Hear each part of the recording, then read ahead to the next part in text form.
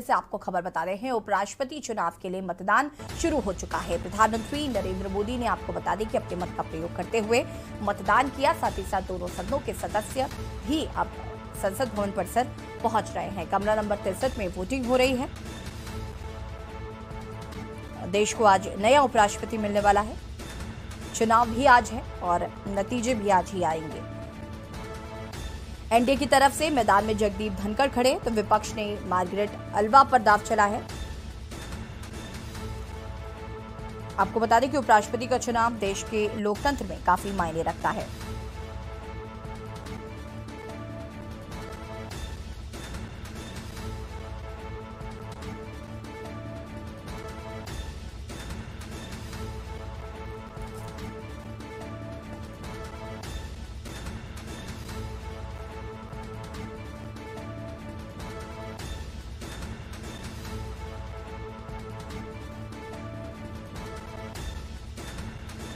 संसद भवन पहुंचकर प्रधानमंत्री नरेंद्र मोदी ने डाला है वोट।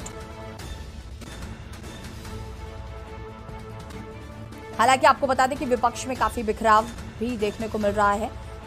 अब अभी के लिए तो आंकड़े पूरी तरह से मार्गरेट अल्वा के खिलाफ जाते दिख रहे हैं। इन सबके ऊपर अगर क्रॉस वोटिंग हुई तो जगदीप धनखड़ की जीत और ज्यादा बड़ी बन सकती है।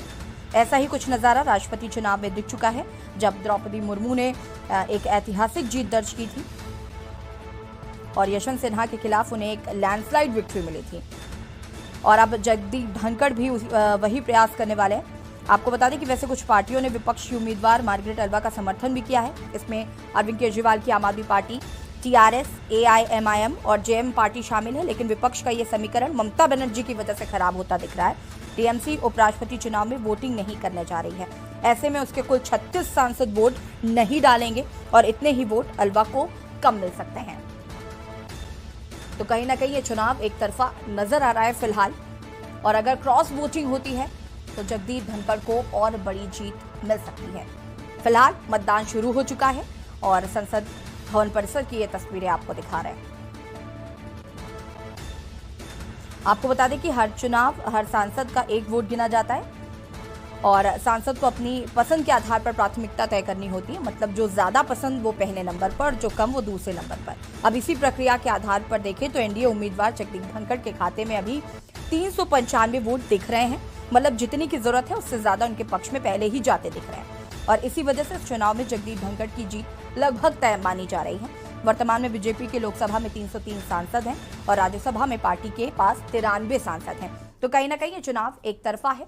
हालांकि ये प्रक्रिया है जो पूरी हो रही है। यहाँ तस्वीरें आप देख सकते हैं। प्रधानमंत्री नरेंद्र मोदी ने अपने मत का प्रयोग कर लिया, वोट डाल दिया है। दोनों सदनों के सदस्य यहाँ पर पहुंच रहे हैं, एक एक करके अपने मत का प्रयोग करते हुए नजर आ रहे हैं। जगदीप धनखड़ और मार्गरेट अल्वा के बीच ये मुकाबला है, जहां पर जगदीप धनखड़ एनडीए के प्रत्याशी हैं तो वहीं विपक्ष की बात करें तो मार्गरेट अल्वा जो है वो विपक्ष की उपराष्ट्रपति पद की उम्मीदवार हैं। और इसी खबर पर हमारे साथ resident editor Amit Dubey ji live जुड़ चुके हैं। अमित जी, क्या कुछ जानकारी है?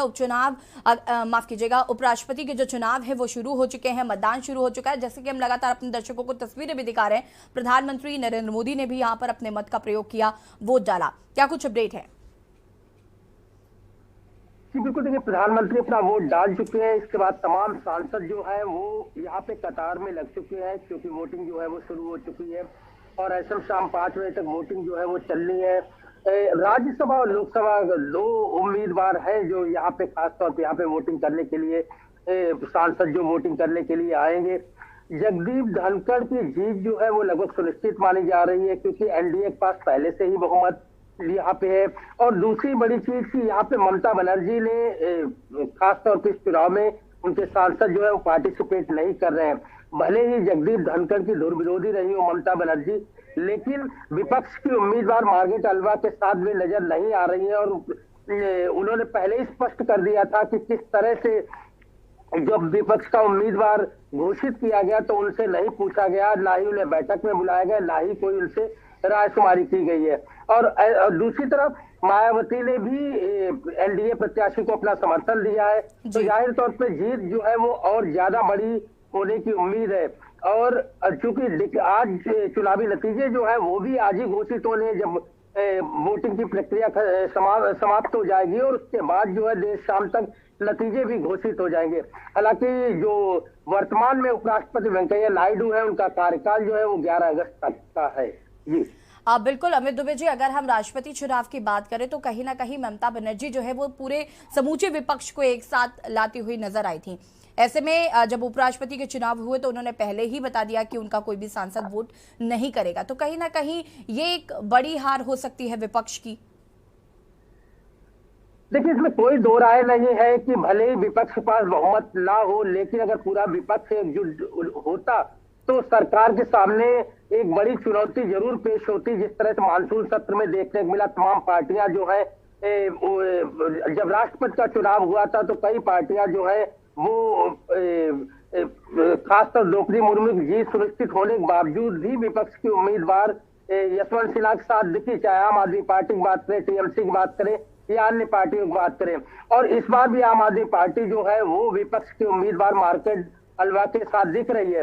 लेकिन सबसे बड़ी चीज है कि यहाँ पे विपक्ष में ही इस तरह का मतभेद होना, इस तरह से पार्टिसिपेट ना करना या विपक्ष के उम्मीदवार को वोट ना देना कहीं ना कहीं विपक्ष को कमजोर बना रहा है। और जो विपक्ष खुद इस बात को लगातार कह रहा है कि सरकार जो है अब विपक्ष मुक्त पार्लियामेंट चाहती है, तो ऐसे में विपक्ष को खुद एक बार सोचना होगा कि वे सरकार के सामने कैसे फेस करेंगे। जी बिल्कुल अमित जी, देखिए यहाँ पर तो जो नहीं कर रहे हैं समर्थन, कुछ ऐसी भी पार्टियां हैं जैसे कि टीएमसी हो गई, मायावती ने जहां एक और खुलकर समर्थन करने की बात कही है जगदीप धनखड़ को, तो वहीं दूसरी ओर टीएमसी की अगर बात करें तो उन्होंने भी खुलकर ये बात पहले ही कह दी थी कि हमारे सांसद वोट ही नहीं करेंगे।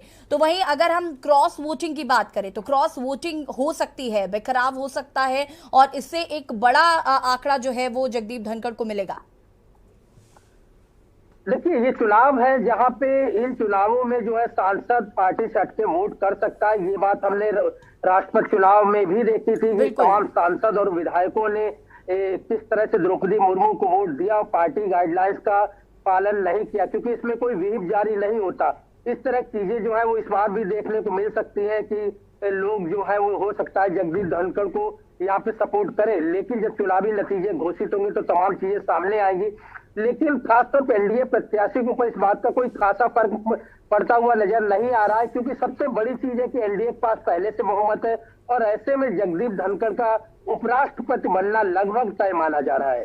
जी बिल्कुल अमित जी, अगर हम बात करें मार्गरेट अलवा की तो कहीं ना कहीं जिस तरीके से हमने राष्ट्रपति चुनाव में देखा था उस दौरान फिर भी उतना बड़ा आंकड़ा नहीं था, लेकिन इस बार जो उपराष्ट्रपति चुनाव में अगर हम बात करें तो करीब 510 जो है वो जगदीप धनखड़ के खाते में जाते नजर आ रहे हैं और 200 के करीब सिमट सकता है विपक्ष का ये आंकड़ा, तो ये काफी बड़ा डिफरेंस है। देखिए, वहां पे भी डिफरेंस नजर आया था, लगभग 65% वोट जो है वो राष्ट्रपति चुनाव में खास तौर पे अगर हम द्रौपदी मुर्मू की बात करें तो उन्हें मिले थे, तो अंतर वहां पे भी नजर आया था, अंतर यहाँ पे भी नजर आएगा।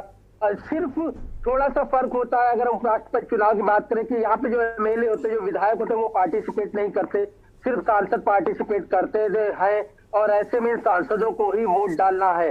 तो पार्टी जो है वो अपनी रणनीति पहले से तय कर लेती है, अपनी चीजें जो है वो कहीं ना कहीं सांसदों से जो संसदीय दल की पार्टियां बैठक बुलाती है उनमें चीजें तय हो जाती है और उसी तरह चीजें यहाँ पे देखने को मिलेंगी। कुछ सांसद जरूर ऐसे हो सकते हैं जो पार्टी के अगेंस्ट, गाइडलाइन के अगेंस्ट जो है वो एक तरह से वोट कर सकते हैं, लेकिन यहाँ पे सिर्फ ये निश्चित होना है कि आखिरकार जगदीप धनखड़ की जीत जो हुई है उसका मार्जिन कितना, उसका अंतर कितना है, क्योंकि विपक्ष को पहले ही पता था कि उनके पास बहुमत नहीं है, ऐसे में उनके प्रत्याशी का जीतना लगभग मुश्किल है, लेकिन उसके बावजूद मार्गरेट अलवा को प्रत्याशी घोषित किया, जिससे विपक्ष एक संदेश जरूर देने की कोशिश की है कि सरकार के खिलाफ भले ही विपक्ष यहाँ पे कमजोर हो लेकिन उनकी लड़ाई जो है वो बदस्तूर जारी रहेगी। जी बिल्कुल अमित जी, बहुत बहुत शुक्रिया आपका तमाम जानकारी दे रखे और बता दें आपको कि संसद भवन परिसर कमरा नंबर 63 में उपराष्ट्रपति के चुनावों का मतदान शुरू हो